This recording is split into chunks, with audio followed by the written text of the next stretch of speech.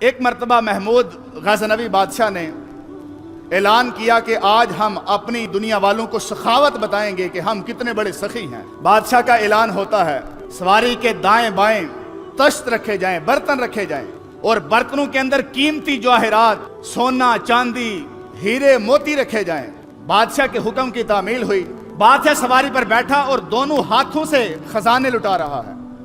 اس کی رعایا کسی کے ہاتھ کے اندر سونا، کسی کے ہاتھ کے اندر چاندی۔ جب یہ سلسلہ ختم ہوا تو بادشاہ نے دیکھا کہ میرا ایاز، اس کے ہاتھ کے اندر نہ کوئی سونا ہے، نہ چاندی ہے، نہ کوئی قیمتی موتی، نہ جواہرات ہیرے۔ تو بادشاہ نے کہا کہ ایاز، کیا تم ہماری سخاوت سے خوش نہیں ہے؟ آج میری رعایا خوش ہے اور آج ہم نے دنیا والوں کو اپنی سخاوت بتائی ہے۔ اب ایاز نے جو جواب دیا نا، یہ دل کے کانوں سے سننے والا ہے اور اسی بات کی ترجمانی کر رہا ہے کہ حقیقی عبادت کیا ہے، حقیقی عشق کیا ہے۔